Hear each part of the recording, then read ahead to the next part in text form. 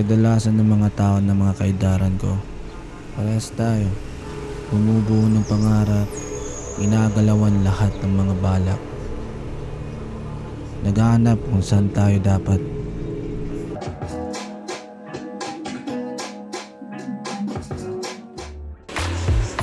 Are you saying, Mr. President?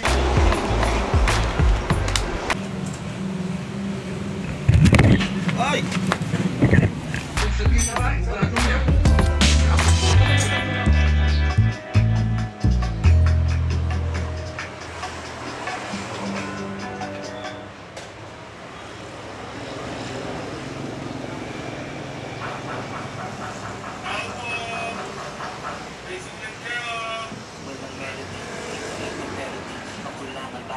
While ago that if somebody will sponsor your fare to the ICC, you will voluntarily submit yourself to their investigation and jurisdiction. You. We are here as equal members of this House, Mr. President, Mr. Former President. Development in our ongoing inquiry.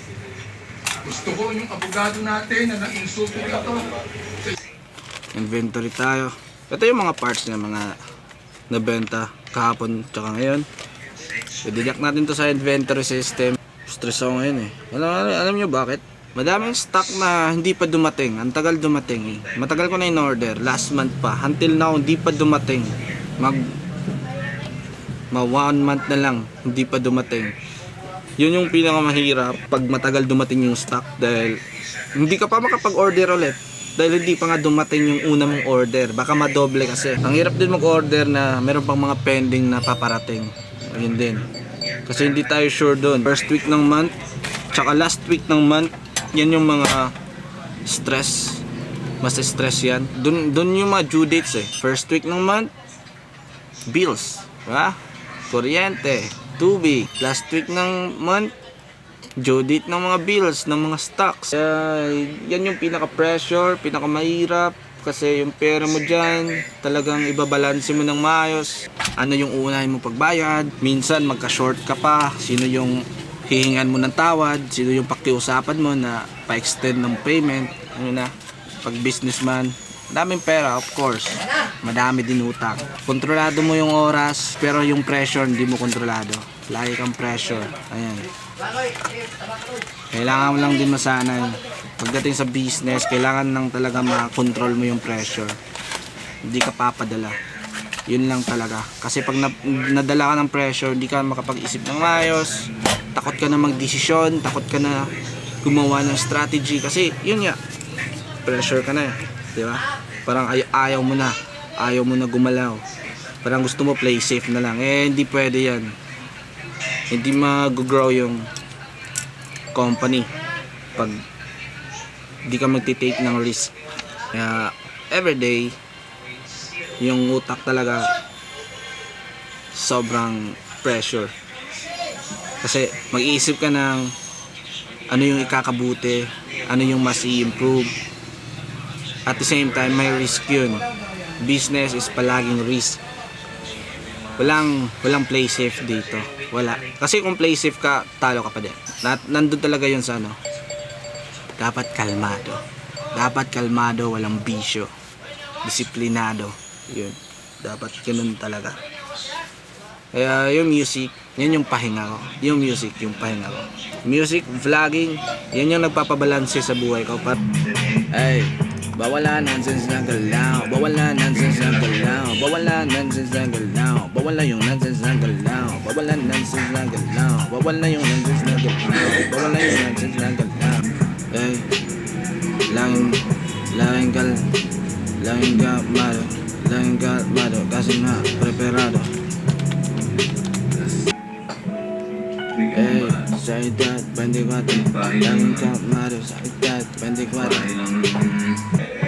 Oh, baby, andyan ka lang. Oh, baby, andyan ka lang. Oh, baby, andyan ka lang. Positive vibe, tapos parang summer vibe din.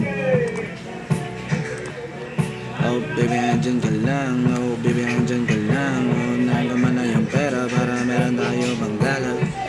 Hi.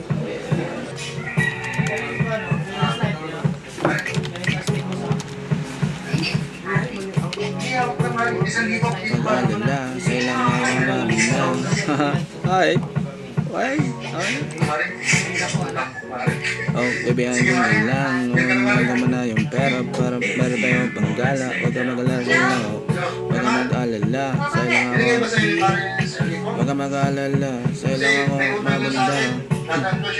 At least may idea tayo, ayusin na lang. Oh, baby, dyan ka lang. Huwag mo na yung pera para meron tayong panggala. Huwag ka mag-alala, sa'yo lang ako maganda. Huwag ka mag-alala. Huwag ka mag-alala. Huwag ka mag-alala. Huwag ka mag-alala. Sa'yo ako Huwag ka mag-alala. Sa'yo lang ako maganda. Huwag ka mag-alala. Huwag ka mag-alala. Sa'yo lang ako maganda. Para meron tayo ng gala. Huwag ka mag-alala. Sa'yo lang ako maganda. Sa'yo lang ako maganda. Okay. Pila tanan? 45? Ay, 150? Ah! Tiya! Eh. Ay, lang ako maganda. Ha? 150 maka? 150 man to?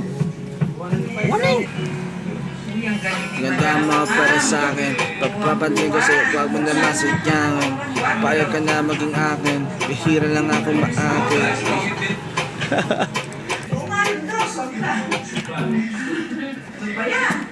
Wait lang. Lidan na malikwado, parang Kobe na kalmado. Alam mo, pagod ako, mga ganitong mga lyrics yung mga ano eh, pampawala ng pagod ko eh. Yung maganda, yung crush. Kasi pag maalala ko si crush, nakakawala ng pagod talaga yun. Kagandaan mo para sa akin, di mo lang kasi maamin. Papapansin ko sa'yo, pa mo naman sadyamin. Payag ka na maging akin, hira lang ako maakin. Uwi na tayo.